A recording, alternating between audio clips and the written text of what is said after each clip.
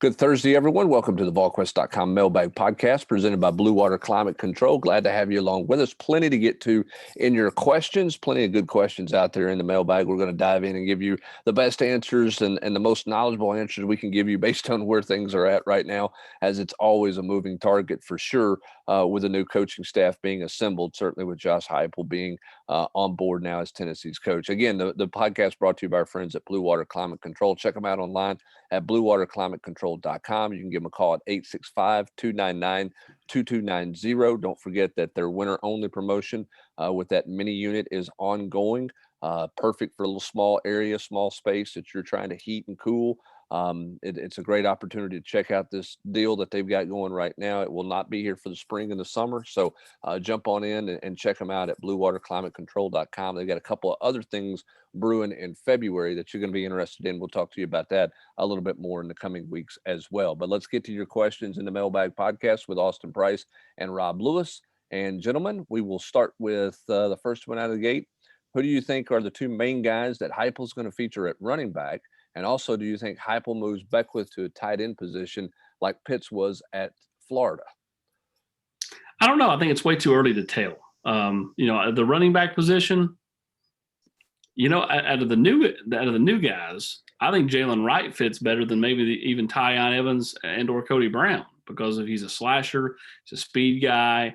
Can get him out there in space.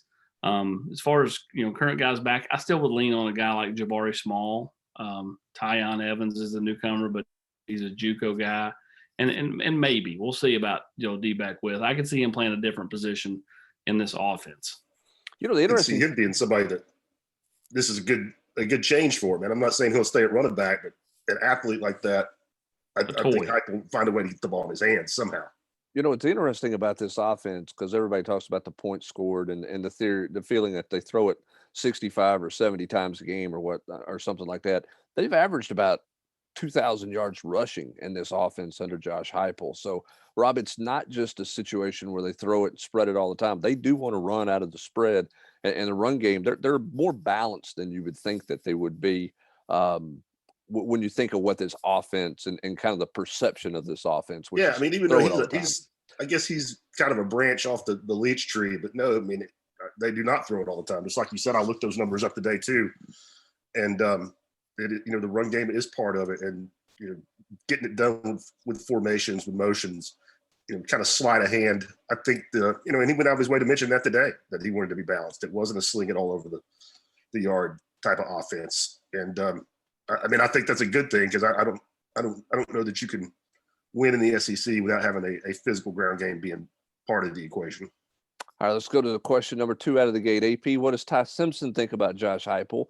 If Lebby is coming, does that bode well for the Vols in his recruitment? Also, who are some of the early defensive coordinator names? I'm not ready to help Jeff Lebby buy a house in Knoxville. I'm not saying that that's not a possibility, Austin, but I don't know that Jeff Lebby and Josh Heupel are going to be reunited at Tennessee when it's all said and done. We'll see. Tell me what you think about that. What do you think Simpson feels about Heupel? Has he done much research on him yet? Where are you with defensive coordinators? I agree with you on Jeff Lebby. In fact, I would lean to him not being here. Just kind of the feeling I have is, we sat here on Thursday morning.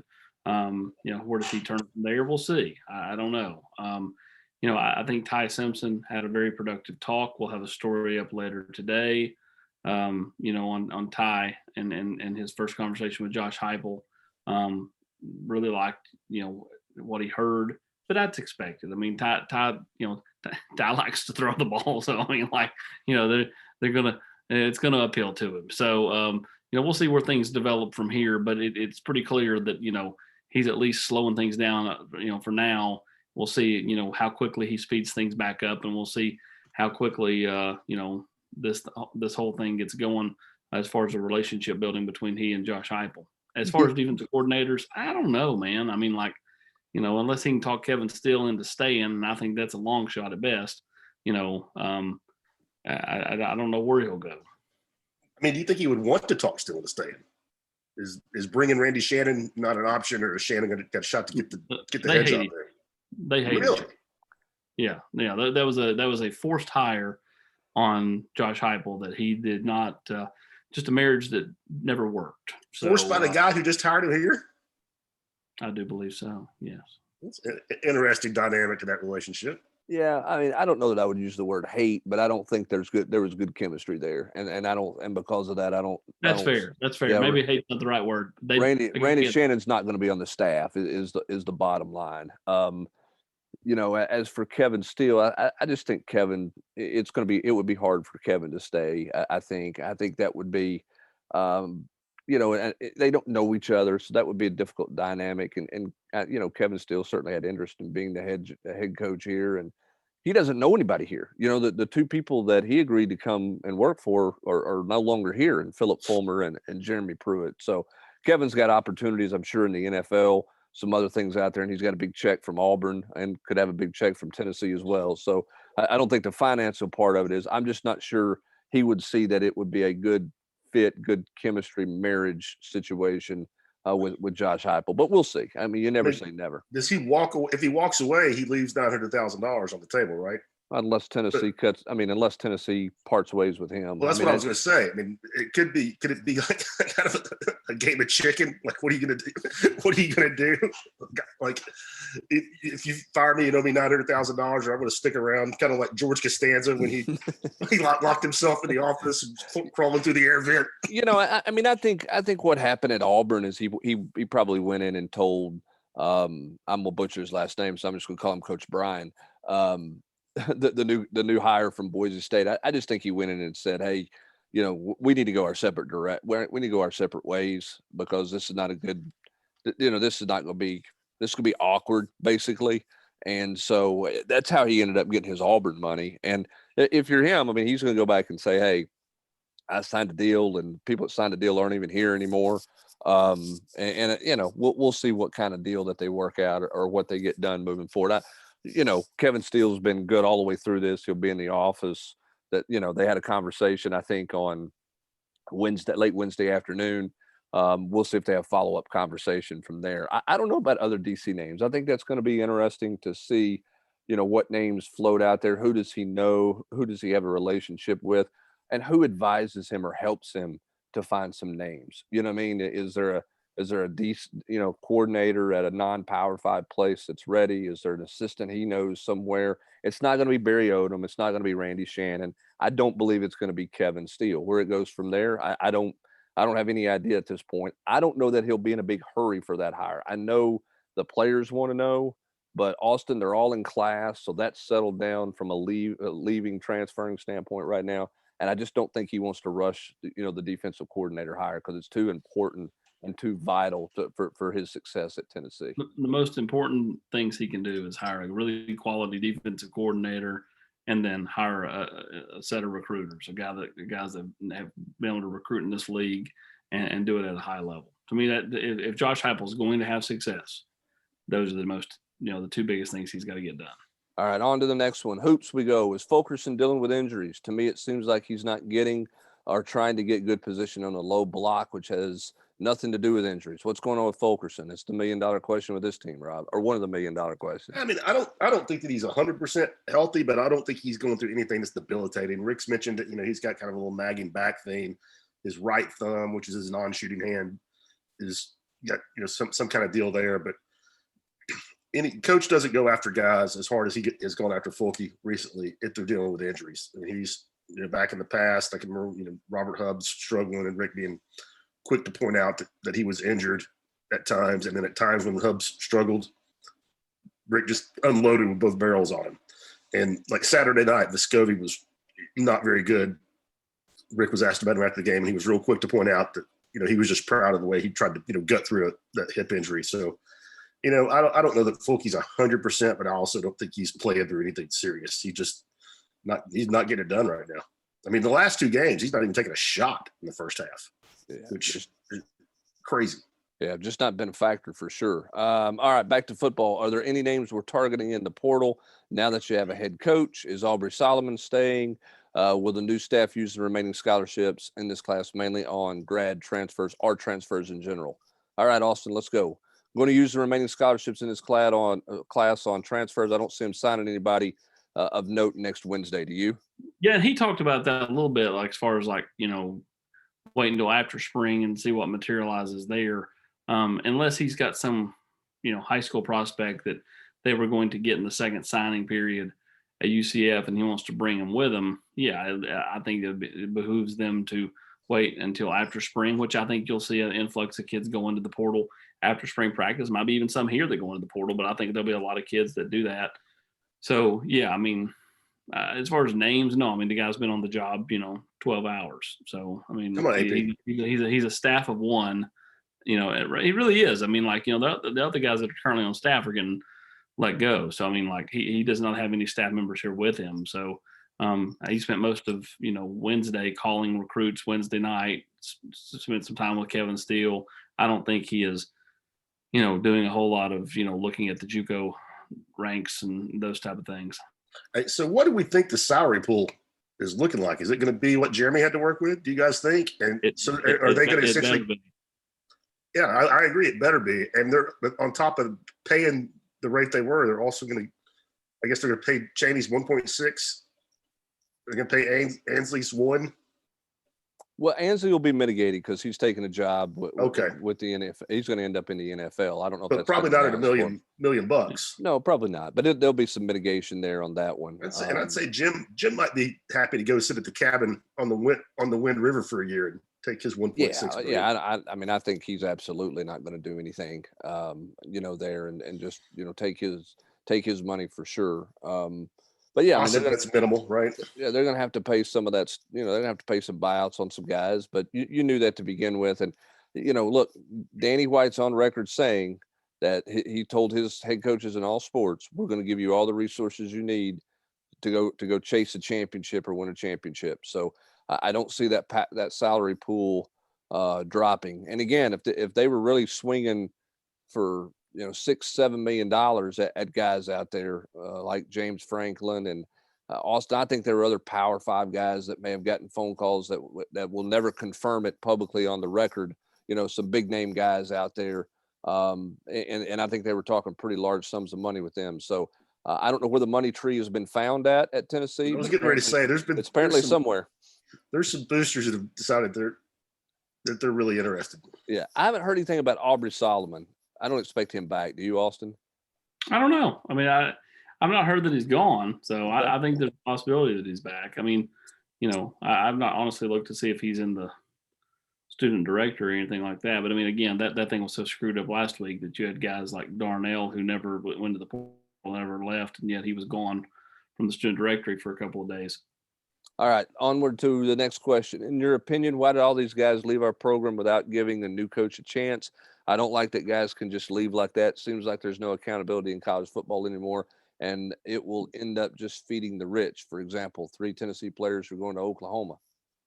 It's price the portal, and I don't think there's on either side of the street, and I think this has been trending in this way for a while, in my opinion. I don't think there's loyalty. I don't think the players feel loyalty from the coaches because coaches leave in the middle of the night. They don't tell guys bye. They can go whenever they want to go. And now this is set up for kids that they can leave whenever they want to leave. It's a little bit of a cool thing to do. And so I don't think there's a whole lot of loyalty factor there at this point. It is truly business decisions for all parties involved. I don't, in my opinion, I think this whole thing set up as the poster said to continue to, let, teams that are winning be good, but really it almost behooves you to not, and by the way, it's the second time I've used behoove in this podcast. So that's if you drag it home.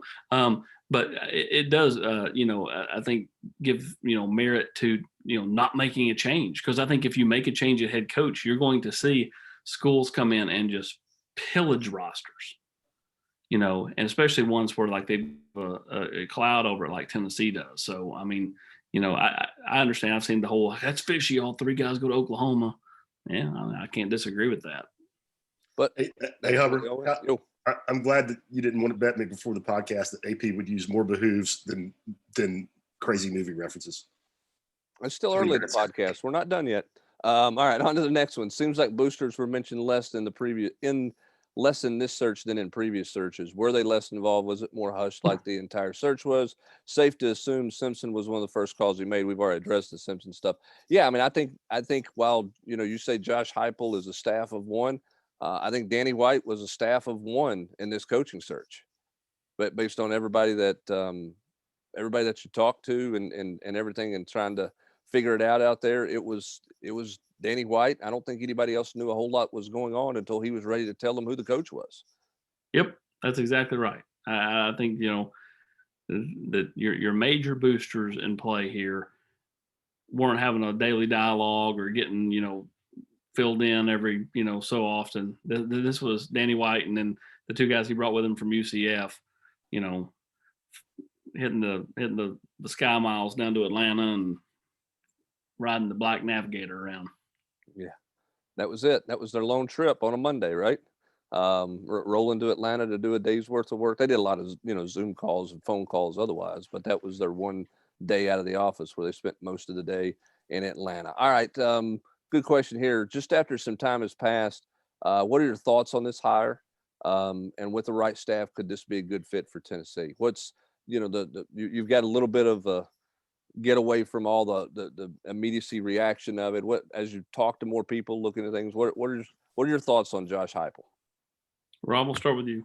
Well, first off, and I think to a man, maybe AP might have wavered a little bit on Kiffin, but I think to a man, we've all said, and especially since Danny White was hired and had his press conference, that Hugh Freeze wasn't getting this job and Lane Kiffin wasn't getting this job. And I think both of those guys could have won it. But throw that out, and then if you can't get James Franklin to take $7 or $8 million, if you can't get Matt Campbell to take $7 or $8 million, then from the waters where Tennessee was fishing, I like Heupel.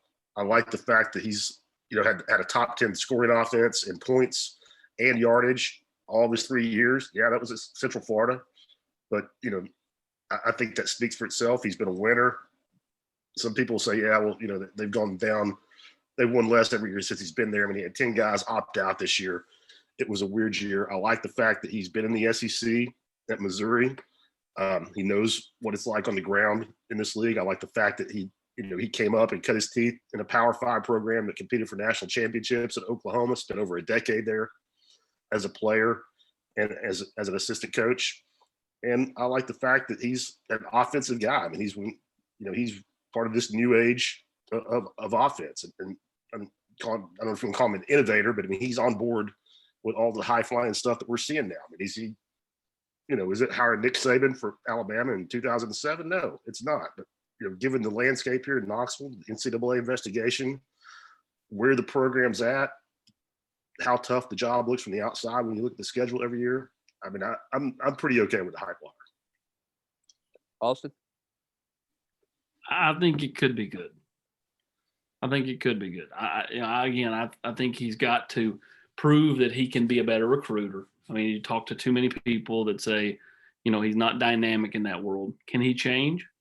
Yeah. I mean, I thought he showed more personality today than I thought he was going in, you know, based off of everybody that I had talked to, just the way that he had been described. I mean, I hadn't sat there and watched a bunch of Josh Heupel interviews to get a feel for him, you know, so I had a kind of the way everybody had described it. And then the way he talked, I thought he was more engaging than people let on. So I think that sets up better for him to be on the recruiting trail.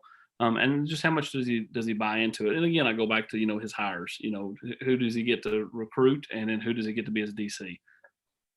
Yep. Let me ask you, I mean, who do you think they could have gotten that would have been better? I mean, the only argument I can think of is Jamie Chadwell. I mean, and I think that they were scared off by his lack of any type of experience at this level in any role. Yeah, I mean, look, the reality is this was not the first and only choice. Okay, I mean, they swung at a lot of people, and it. But didn't, he said, Hubs. But he said. Yeah, well, but everybody he said. The only press conference I've ever heard where somebody said they weren't the first choice was Jerry Green, when he said, "I might not be the first choice, but I'm the right choice." You know, but where's Chris Lowe, dude? Where's Chris Lowe? We should zoom in. What? So I got my boat. You know, I mean, I think. Chad. So what where was I at? I have no idea. Oh, I think that you're right, Rob. I mean, I don't know. I mean, after Tony Elliott says, no, and he's not going to do it, and that's where he's going. He's going to stay at Clemson with a $900,000 raise. I mean, look, this he's been in the SEC. He's been a head coach, and he's won as a head coach, and his offenses have put up points everywhere he's been. I'll go back to what I wrote on Wednesday morning about the hire, and that is, who's his defensive coordinator going to be? I think that's key. Exactly what Austin said about recruiting. He's got to show that he can do that. And I do think he has to transform into more of a CEO role, because you can't just be, and I know he's come out and said he's going to call his own plays. He said that on John and Jimmy's show Wednesday afternoon, which is another reason why I don't think Jeff Lebby's coming here. So can he do that, which he obviously loves to do, and be a CEO the way you got to be a CEO at Tennessee with all the things that you have to do? So I guess I've got a little more wait and see approach. I left the press conference more impressed with him than I thought I would be. I just don't think the waters were deep, Rob. So yeah, I mean, I think with what your potential swimmers, what you're swimming, the waters weren't deep, guys, because all the waters leaked out. That's what happens when you have leaks. Yeah, that's it. They ran everybody off. Nobody was interested in the job because of leaks. But I don't think the candidate pool was very deep. Obviously, I think I agree completely.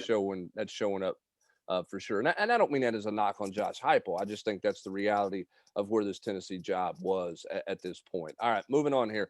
Possibility of Rodney Garner and Travis Williams being on the staff. I don't know about Travis Williams. I think Rodney Garner would listen if Tennessee made a phone call there. Offensive player that isn't a quarterback that will benefit most from Heupel. Give me a guy, both of you. I think AP said it earlier, Jabari Small. And I think Jalen Hyatt would have benefited from anybody that is a head coach, but I bet you they find a way to get the ball in his hands. I'm going to go Jimmy Holiday. Ooh, I like that one, App. I like that one. That's a good one.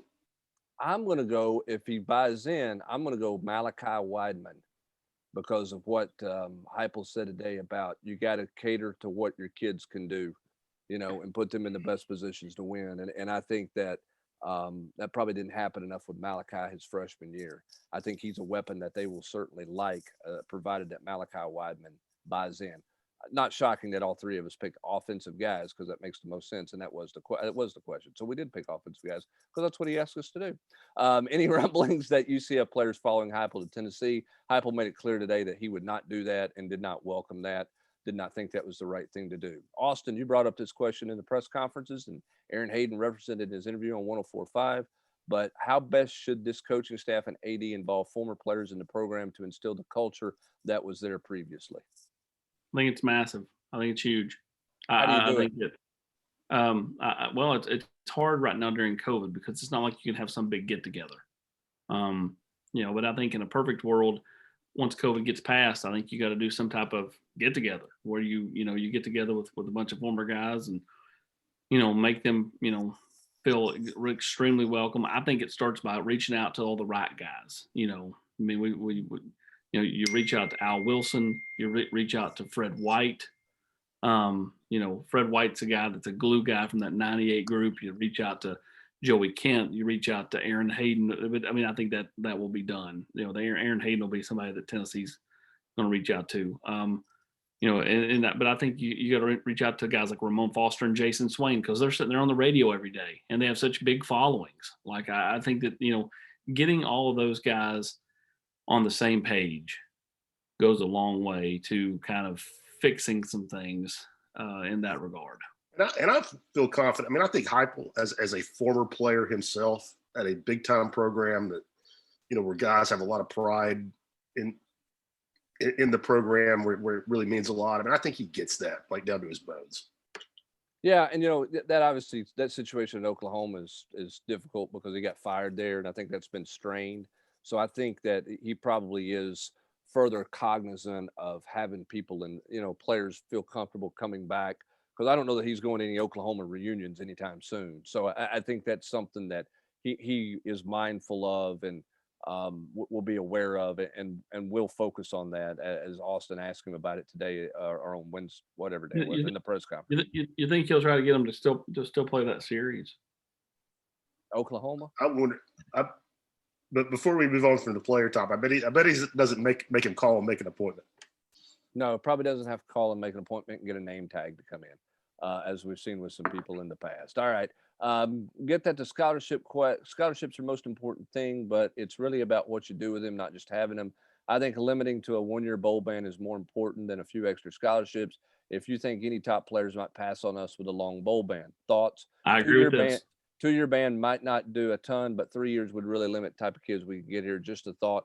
Look, a 3-year ban changes everything. I don't anticipate that anyway it's going to be a 3-year ban. That's borderline death penalty. I don't see that. I agree that, best case scenario, you want a 1-year ban, not a 2-year ban. I think the scholarships are a little more valuable, I think, than Austin does, but I don't completely disagree with Austin. I just think if you're giving me larger number of scholarships and you say you got to pick a loss of more scholarships or loss of an extra year bowl ban to a 2-year bowl ban, I'm going to lean towards the 2-year bowl ban and give me the scholarships, but that's just me. I'm with you. The 2-year bowl ban looks bad. It looks really bad, but having 10 more players in your program, I think is more important than playing in the Liberty Bowl. Go AP. Sorry. I'm the opposite side of that, because I think that, if you're Ty Simpson or Dallin Hayden or Walter Nolan or Cam Miller or any of these top players in the state of Tennessee for 2022, and you see 1-year bowl ban, doesn't affect me. It affects the guys on next year's team. By the time I get there, we're going to a bowl. Whereas if you are looking at a 2-year bowl ban, well, I don't think it's a big deal that they wouldn't be able to go to a bowl their freshman year. I think kids kind of get caught up in the here and now. So I think that it potentially could hurt Tennessee more so than, let's say, if they could only take 21 instead of 25 for a couple of years. I think when I look at recruiting classes, you got about 4 that are kind of like projections. We're going to see if we can develop them type pieces, and I know those guys help with the program, but I don't think that Tennessee could. I think Tennessee could find their way around losing a few scholarships more so than the look of an impact of a bowl ban. Well, I agree with the look part. I really do. But it puts so much more pressure on. Those last 4 kids in your class might not work out, but it puts so much pressure on you to hit on all your evaluations, which is hard to do. All right, on to the next one here. What are the first 3 things Heupel needs to do to have a good head start here at Tennessee? Staff is number 1, I think. I think it's first. I think it first and foremost starts with the staff. Secondly, I think it's recruiting in the state, which he hit on today, and he's obviously got started on immediately on the job. I think the other thing too is just go to work. I don't think he's got to make a whole lot of public appearances and just roll up his sleeves and go to work. But I think staff and recruiting are where it starts and ends with Josh Heupel. Rob, 2 basketball questions for you here as time's getting away from us. In hindsight, did we expect too much from this team, considering the 2 best players were always going to have to be the freshmen? Now that we know who and what they are, what's the ceiling for this team? It appears evident about half this roster can't play at the SEC level, ? Without naming any names, we all know who they are. Do you expect 3 or 4 of these guys to be gone at the end of the season to make room for transfers, especially in the post where we're the most deficient? No, I don't think 3 or 4 guys are going to transfer out. I still think this team can be really good. Or they, a month ago, I thought they had the potential to be Final Four good. They're going to have to really get better for me to think that again. But they can still, they can make a run at the NCAA tournament. Fulkerson has got to snap out of it. He's got to be the guy that we saw in the back half of the SEC season last year. There's no reason that can't happen. He was not good early in the year last year in conference. He's got to come on. I'm encouraged by what we've seen from Eves the last couple of games. I think Rick is lit a fire under him, and I think the message has been received. And if I'm a fan, I am highly, highly encouraged by what I saw in the last 4 minutes against Mississippi State when Keon and Jaden just took over. I think you're going to see that become more and more the norm as we go forward. I keep going back to it. With 1:30 left and Fulkerson on the floor, Rick called a timeout and dribble play for Jaden and Keon to play off each other, and Keon made it happen. I think that was huge. Yep. And it'll be interesting to see what they look like and how they play going forward. Going forward. I'm gonna dive in and do this question. We're running out of time here. A lot of some of these are repeated about Kevin Steele. I think we've addressed most of that. Some of the stuff about who the linebacker is going to be. I think that's a little early to get into. We have to see who the defensive coordinator is and all that. But question here is, how nerve wracking is it to be the first one out there and having all the Vol fans run with what you're reporting and not have it confirmed from other members of the media? I'd be interesting to know what was going through your mind as the night progressed last night. Slept like a baby, took a melatonin and was out. Right, Austin Price? I'm not going to lie to him. I I'm mean, not like, either. I'm not either. well, you have to understand that Hubs is naturally, and Rob will attest because he's been around Hubs longer than I have, but Hubs is a pessimism by nature. Okay. Hubbard's not sure the sun's coming up tomorrow. Yeah, he really he isn't. thinks Okay. it is. So He like, probably is, but if it doesn't, he's not going to be surprised. so we could have been out there on a big sturdy oak limb, and he would have thought we were on a damn twig. Okay, so like, so I mean, I felt good about it. We had it from not one, not two, not three, but three places. And listen, anytime you're out on a limb with any story early, there's a little bit of, I guess nervousness there. And so, yeah, because hey, listen, at the end of the day, look what happened to Jimmy Himes, and everybody likes, mess with Jimmy. Like, Jimmy's a good dude. And Jimmy's like, a pro. I mean, people like he is. He's a pro. He's a pro. And so like, look what happened to him. Like, so like, anytime you're out there, like, the doubt creeps in a little bit, even if you know what you have is good. Like, you start going, Hub, we'll connect the dots of what we have. Everything is good, but then you still, like, in the back of your mind start, trying to like. AP, it feels better when the head coach calls you himself, doesn't it? Yeah. It feels a lot better. Yeah, those are certainly a lot better. But it's one of those deals where when you put But it something also out feels good when the AD calls up, talks about leaks up there at the press conference. and I mean, and look, let's be honest. We did not write last night or Tuesday night that he was hired. We wrote that Heupel was, had emerged as a leading candidate. But the most nerve-wracking part is when you put something out there and nobody generally follows you. Nobody follows. You know what I mean? I mean, you put out, that they are zeroing in on Danny White, and a couple minutes later, 10 minutes later, whatever it was, you got a national person saying it's done. Pete Thamel's on the bus. And you're like, oh yeah, I had that. But when you put something out there and there's hours passed and nobody else is saying anything, then you start to get a little bit, you start to question some things. But it's part of the business. It's part of what you do, and it's part of how you go about it. But yeah, I mean, there's always unsettling moments when that takes place. So I was at the basketball game Tuesday night after AP's post, asking UT staffers what time the press conference was going to be on Wednesday, and they were looking at me like I had two heads. Yep, because nobody knew what was going on. I mean, it was in a tight circle, and they certainly did not want it out. We obviously learned that from Danny White, and we also learned what they were trying to do. They were trying to basically do some type of joint announcement or a simultaneous announcement with both Central Florida and Tennessee, where those guys found out first. And I hate that those guys, both sides didn't find out, but that's just not the world we live in anymore. I mean, it's not been that way for a long, long time.